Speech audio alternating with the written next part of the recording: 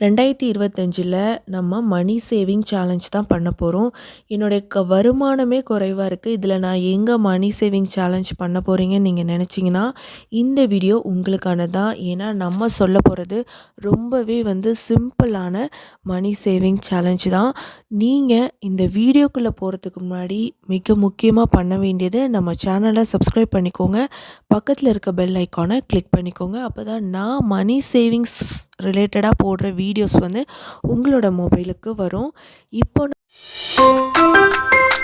நான் சொல்ல போகிற மணி சேவிங்ஸ் டிப்ஸ்லாம் நான் பர்சனலாக இம்ப்ளிமெண்ட் பண்ணி எனக்கு அது ஒர்க் அவுட் ஆன பட்சத்தில் உங்கள் கூட நான் ஷேர் பண்ணிக்கிறேன். இதுவும் நம்ம நான் 2024ல் ஒர்க் அவுட் ஆகி நான் இப்போது ஓரளவுக்கு ஒரு அமௌண்ட்டை சேவ் பண்ணி வச்சுருக்கேன். அதை நான் உங்களுக்கு சொல்லி 2025ல் நீங்களும் அந்த மாதிரி சேவ் பண்ணுங்கிறதுக்காக தான் நான் இந்த வீடியோ உங்களுக்கு நான் பண்ணியிருக்கேன். இப்போ பார்த்தீங்கன்னா மணி சேவிங் சேலஞ்சில் சேவே பண்ண முடியாது நினைக்கிறவங்க கூட இதை கண்டிப்பாக ஸ்டார்ட் பண்ண முடியும். இப்போ ஃபஸ்ட்டு விஷயம் பார்த்திங்கன்னா நம்ம இப்போ டெபிட் கார்டு, ஆன்லைன் பேமெண்ட் இப்போ யார்கிட்டையுமே ஆன்லைன் பேமெண்ட் இல்லாமல் இருக்கிறதே கிடையாது. இப்போ எந்த கடைக்கு ஒரு பூக்கடைக்கு போனால் கூட நம்ம அவங்க ஒரு ஸ்கேனர் காமிக்கிறாங்க. அதனால நம்மளை ஈஸியாக ஸ்கேன் பண்ணிவிட்டு நம்ம போயிடுறோம். ஆனால் நம்ம அக்கௌண்ட்டில் எவ்வளோ பேலன்ஸ் கம்மியாயிட்டிருக்கிறத நம்ம கொஞ்சம் கூட யோசிச்சு பார்க்குறதில்ல. அதை அவாய்ட் பண்ணணும் அப்படின்னா நீங்கள் எந்த அக்கௌண்ட்டை நீங்கள் ஜிபே, ஃபோன்பே இதெல்லாம் யூஸ் பண்ணுறீங்களோ அது யாரும் யூஸ் பண்ணாமல் இருக்க முடியாது. அப்படி யூஸ் பண்ணுறீங்களோ அந்த பேங்க்கோட அக்கௌண்ட்டில் மினிமம் பேலன்ஸ் மட்டும், அதாவது ஓரளவுக்கு அமௌண்ட்டை மட்டும் நீங்கள் போட்டு வைங்க. ஏன்னா அதிகமாக அமௌண்ட் இருந்துச்சுன்னா நீங்கள் செலவு பண்ணும்போது உங்களுக்கு ஜஸ்ட் அது ஒரு நம்பராக தான் தெரியும். நீங்கள் எவ்வளவு செலவு பண்ணிகிட்ருக்கீங்கிற அந்த ஒரு ஃபீல் ஆகாது. ஸோ அதில் மினிமம் பேலன்ஸை மெயின்டைன் பண்ணுங்கள். அப்புறம் நெக்ஸ்ட்டு பார்த்திங்கன்னா இஎம்ஐக்குள்ளே மோஸ்ட்லி எல்லோரும் மாட்டிக்காதீங்க. ஏன்னா இஎம்ஐ ஒன்ஸ் போயிட்டோன்னா அது நம்மளை நிரந்தர கடனாளியாக தான் ஆக்கிட்டே இருக்கும். ஏன்னா நீங்கள் இப்போ ஒரு இஎம்ஐ போட்டு நீங்கள் ஒரு திங்ஸ் வாங்குறீங்கன்னா அது எப்போ முடியுமோ அது முடிஞ்சதுக்கு அடுத்தது இன்னொரு திங்ஸ் வாங்குறதுக்கு நீங்கள் பிளான் பண்ணுவீங்க. அப்படி இல்லைன்னா ஒரு திங்ஸ் வாங்கிட்டு அது முடியறதுக்குள்ளேயே இன்னொரு திங்ஸ் வாங்குவீங்க. இந்த மாதிரி நமக்கு அந்த இஎம்ஐங்கிற ஆப்ஷன் இருக்கிறதுனால மோஸ்ட்லி அதை சீக்கிரம் வாங்குறதுக்கு யோசிக்காமல் நம்ம வாங்கிடுவோம். ஆனால் கட்டும் போது நம்ம தான் அதை அவஸ்தைப்படுவோம். ஸோ அந்த இஎம்ஐ ஆப்ஷனை நீங்கள் மோஸ்ட்லி தவிர்க்கதை பாருங்கள். அந்த இஎம்ஐ வாங்கக்கூடிய பொருள் நமக்கு வேணுமா அப்படிங்கிறத ஒரு 20 டேஸ் இல்லைன்னா ஒரு 1 மந்த் 30 டேஸ் அதை கொஞ்சம் தள்ளி போடுங்க. அதை வெயிட் பண்ணி பாருங்கள். நமக்கு இந்த அமௌண்ட் இந்த திங்ஸ் நமக்கு வேணுமா, இது இல்லாமல் நம்மளால் இருக்க முடியுமா முடியாதா, இல்லை வேணும் ஆனால் இது கொஞ்சம் டைம் இருந்தாலும் பரவாயில்ல அப்படின்னு உங்களுக்கு தோணுச்சுன்னா அந்த டைமுக்கு நீங்கள் அதுக்கான ஒரு கோல் வச்சு நீங்கள் அதை சேவ் பண்ண ஆரம்பிக்கலாம். நம்ம மணி சேவிங் சேலஞ்சில் மணி சேவிங் டிப்ஸில் மோஸ்ட்லி நம்ம கோல் நம்ம செட் பண்ணணும்னு சொல்கிறோம். இப்போ ஒரு கோல் செட் பண்ணோன்னா அதுக்கான மணியை நம்ம சேவ் பண்ண ஆரம்பிக்கணும்.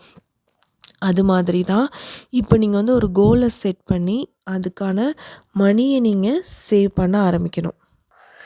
அப்போ அதுக்கப்புறம் நம்ம சேவ் பண்ணதுக்கப்புறம் போய் அந்த பொருளை நம்ம ரெடி கேஷ் கொடுத்தே வாங்கிடலாம். இப்போ சப்போஸ் நீங்கள் ஒரு பைக்கு வாங்க போகிறீங்க இஎம்ஐயில் அப்படின்னு வச்சிங்கன்னா அதோட லோன் பீரியட் லாங்காக போகும்.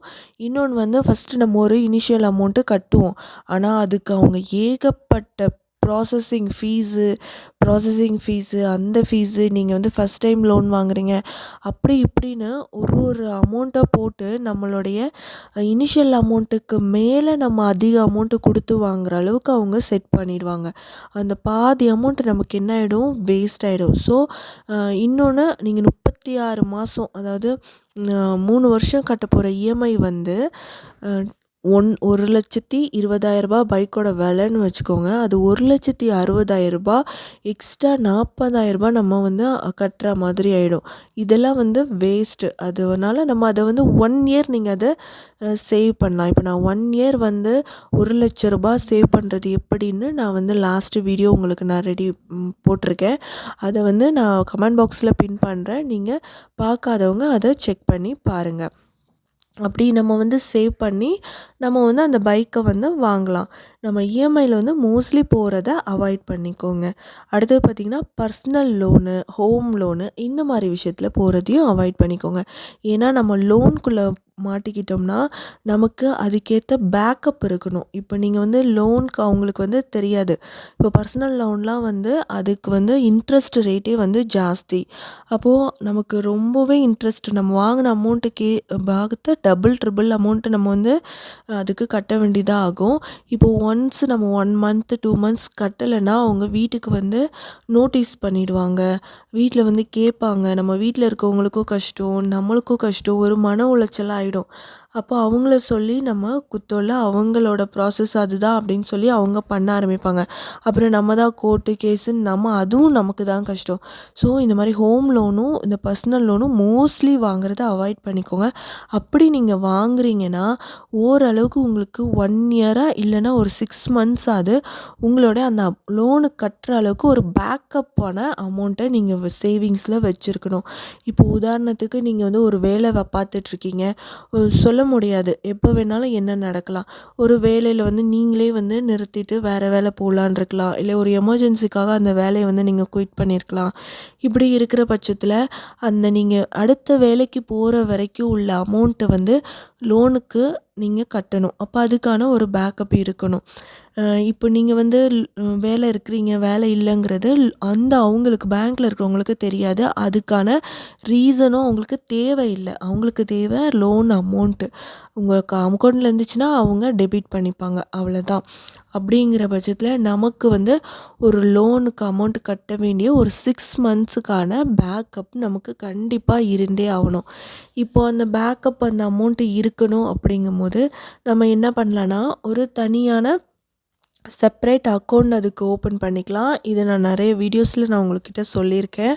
நம்ம சேனலில் வீடியோஸில் இருக்குது, நீங்கள் செக் பண்ணி பாருங்கள்.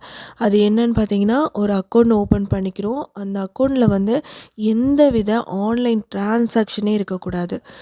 அப்புறம் எந்த கார்டு, டெபிட் கார்டு, ஒரு கிரெடிட் கார்டு, ஒரு ஆன்லைன் டிரான்சாக்ஷன் ஆப்ஸ் எதுவுமே இருக்கக்கூடாது. ஒன்லி அதில் அமௌண்ட் வந்து நம்ம என்ன பண்ணணும், போடுறது மட்டும்தான் இருக்கணும்.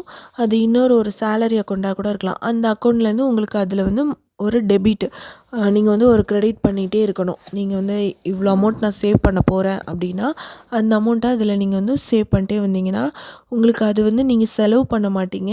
சேவிங்ஸ்க்காக மட்டுமே அதை யூஸ் பண்ணுவீங்க. இன்னொன்று வந்து நீங்கள் சேவிங்ஸ் பண்ணணுன்னா 1 மந்த் பண்ணீங்க, 1 மந்த்து மறந்துடுவீங்க. அதுக்கு என்ன பண்ணலாம், ஆட்டோ சேவ் பண்ணி வச்சிடலாம். ஆட்டோ டிரான்சாக்ஷன் பண்ணி வச்சிட்டிங்கன்னா அது ஆட்டோமேட்டிக்காக இந்த டேட்டில் வந்து அந்த குறிப்பிட்ட அக்கௌண்ட்டுக்கு வந்து இவ்வளோ அமௌண்ட் வந்து கிரெடிட் ஆகிடும். இங்கே இந்த அமௌண்ட்லேருந்து அங்கே கிரெடிட் ஆகிடும். அந்த மாதிரி பண்ணி வச்சுக்கலாம். அப்போ உங்களுக்கு அது வந்து ஒரு இந்த ஒரு பேக்கப் அமௌண்ட்டாகவும் இருக்கலாம். ஒரு எமர்ஜென்சி சேவிங் அமௌண்ட்டாகவும் யூஸ் பண்ணிக்கலாம். உங்களுக்கு தெரியாமல் செலவாகாமல் இருக்கும். அடுத்தது பார்த்திங்கன்னா no spending time, no spending day அப்படின்னு கூட வச்சுக்கலாம். இன்னும் என்னென்னு பார்த்திங்கன்னா மந்த்லி வந்து நம்ம வீக்லி ஒன்ஸ் நம்ம வந்து வெளியில் போகிறோம், வெளியில் ஏதாவது வாங்குகிறோம், டெய்லியும் நம்ம ஏதாச்சும் ஒரு பால் பாக்கெட்டாவது என்ன பண்ணுவோம், வாங்குவோம். இல்லை பசங்களுக்கு ஒரு சிப்ஸ் பாக்கெட்டாவது வாங்குவோம். ஏதாவது ஒரு திங்ஸ் நம்ம ஒரு நாளைக்கு 1 டே வந்து வாங்காமல் இருந்ததே கிடையாது. ஏதாவது ஒரு சின்ன ₹1 வாங்குவோம். அந்த மாதிரி வாங்கக்கூடாது அப்படின்னு ஒரு முடிவு எடுத்துக்கோங்க. இப்போ மந்த்லி வந்து நான் வந்து ஒரு 4 டேஸ், அதாவது வீக்லி ஒன்ஸ்ன்னு பிளான் பண்ணிக்கலாம். இல்லை வீக்லி ட்வைஸ் பண்ணிக்கலாம். உங்களுக்கு எப்படி தோணுதோ அந்த மாதிரி நீங்கள் பிளான் பண்ணிக்கலாம். நான் எந்த ஒரு திங்ஸுமே வாங்க மாட்டேன். இருக்கிற திங்ஸ் வச்சு சமைக்கிறது, சாப்பிட்றது, இல்லை அதை வச்சு மேனேஜ் பண்ணுறது அப்படிங்கிறத மட்டும் பார்க்கணும். நான் இனி எந்த திங்ஸும் வந்து அந்த வீக்லி ட்வைஸ் நான் வாங்கவே மாட்டேன் அப்படின்னு ஒன்று எடுத்துக்கிட்டிங்கன்னா அதில் உங்களுக்கு எவ்வளோ சேவ் ஆகுறதுன்னு உங்களுக்கு கண்டிப்பாக தெரியும். இன்னொன்று நீங்கள் வந்து டெய்லியும் வந்து என்ன பண்ணணும், நம்ம நோட் பண்ணணும். இப்போ நம்ம நோ ஸ்பெண்டிங் பண்ணிட்டோமா, இப்போ வந்து நெக்ஸ்ட்டு வந்து நீங்கள் ஒவ்வொரு டேவும் நம்ம என்ன செலவு பண்ணுறோம். ஒரு சின்ன கடைக்கு போய் ஒரு பால் பாக்கெட் வாங்குகிறோம், ரூ. 20 அத கூட நோட் பண்ணி வைங்க. நான் இன்னைக்கு வந்து ஒரு சிக்கன் மசாலா பக்கத்து கடையில மட்டும் வாங்கிக்கிட்டேன் அப்படின்னா, ஒரு ₹10 ஓகே அதுவும் நீங்க எழுதி வைங்க. இந்த மாதிரி எழுதி வைக்கும்போது, நமக்கு மந்த்லி எண்டுல வந்து தெரியும். நம்ம எப்படி செலவு பண்ணியிருக்கோம். ஒரு மாசத்துக்கு டெய்லி வாங்குற செலவுல எவ்வளோ வந்து செலவு பண்ணிகிட்ருக்கோம். அது மூலயமா நம்மளால் எவ்வளோது வந்து கம்மி பண்ண முடியுங்கிறது நமக்கு தெரியும். மந்த்லி பட்ஜெட் போடுறது ரொம்பவே நல்லது. இந்த மாதிரி பண்ணுறது இன்னமும் நல்லது. மந்த்லி பட்ஜெட் போட்டு நீங்கள் ரன் பண்ணுறது ரொம்ப கிரேட்டு. யாரெல்லாம் மந்த்லி பட்ஜெட் போட்டு நீங்கள் வந்து ரன் பண்ணிகிட்ருக்கீங்கங்கிறத எனக்கு கமெண்ட் பாக்ஸில் கமெண்ட் பண்ணுங்கள். நானும் வந்து மந்த்லி பட்ஜெட் போட்டு தான் வந்து திங்ஸ் வாங்கிட்டுருக்கேன். நெக்ஸ்ட்டு பார்த்திங்கன்னா, வீக்லி வந்து என்ன மீல்ஸ் செய்ய போகிறோம், பிரேக்ஃபாஸ்ட்லேருந்து டின்னர், லன்ச் என்ன செய்ய போகிறோங்கிறத 1 வீக்குக்கு நான் ப்ரிப்பேர் பண்ணிடுவேன். இப்போ நெக்ஸ்ட் வீக் நான் வரப்போகிறேன்னா, இந்த ஃப்ரைடே வந்து நான் அதுக்கான ப்ரிப்பரேஷன் பண்ணிடுவேன்.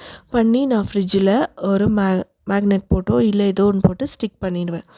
அப்போது அதுக்கு என்னென்ன எனக்கு திங்ஸ் வேணுமோ, அதுக்கு என்னென்ன காய்கறி வேணுமோ அதை மட்டுமே நான் அந்த வீக்லி சந்தை இருக்குல்ல, சண்டே மார்க்கெட்டுன்னு சொல்லுவாங்க, அதில் போய் நான் வாங்கிட்டு வந்துடுவேன். எனக்கு என்ன காய்கறி வேணுமோ அதை மட்டும். அதிகமாக காய்கறியை வந்து வாங்கி வேஸ்ட் ஆக்கவும் மாட்டேன், கம்மியாகவும் வாங்க போகிறதில்ல. அதுக்கு என்ன நான் யூஸ் பண்ண போகிறேன் காய்கறிங்கிறதையும் பக்கத்தில் நோட் பண்ணிவிடுவேன். இப்போ நான் சாம்பார் வைக்க போகிறேன்னா, கேரட் பீன்ஸ் போட்டு சாம்பார், இல்லை முருங்கைக்காய் சாம்பார், கத்திரிக்காய் சாம்பார், ஏதோ ஒரு சாம்பார்னால் அப்போ அதுக்கான காய்கறி எனக்கு வாங்க போகிறேன். இப்போ அந்த ஒரு காய்கறி வந்து அதுக்கு மட்டும் யூஸ் பண்ண மாட்டோம், இன்னொரு டிஷ் ஏதாவது யூஸ் பண்ணுவோம். இன்னொரு டே வந்து அதை செப்ரேட் பண்ணிப்பேன். இப்போ கேரட் பீன்ஸ் வந்து இன்னொரு நாள் வந்து பொரியலாக கன்வெர்ட் பண்ணிக்கலாம். இந்த மாதிரி வந்து மீல்ஸ் ரெடி பண்ணிடுவேன். இப்போ இந்த மாதிரி மீல்ஸ் வந்து வீக்லி மீல்ஸ் நான் வந்து ரெடி பண்ணி எனக்கு வேணும் அப்படின்னா எனக்கு கமெண்ட் பாக்ஸில் சொல்லுங்கள். நம்ம வந்து நெக்ஸ்ட் வீடியோவில் அந்த ப்ரிப்பரேஷன் வீடியோ, அந்த எப்படி நம்ம வந்து நோட் பண்ணுறது அப்படிங்கிறத பிளான் பண்ணுறதுங்கிற வீடியோ நான் உங்களுக்கு மேக் பண்ணி போடுறேன். ஓகே, நீங்கள் இந்த மாதிரி சேவிங் சேலஞ்ச் பண்ணி நீங்கள் சேவ் பண்ண ஆரம்பிச்சிங்கன்னா ஓரளவுக்கு உங்களால் குறைந்த வருமானமாக இருந்தாலும் உங்களாலேயும் சேவ் பண்ண முடியும். இப்போது இந்த வீடியோ வந்து வர அன்னைக்கு உங்களுக்கு கிறிஸ்மஸ் டேவாக இருக்கும். ஸோ எல்லாருக்கும் happy Christmas. Have a nice day.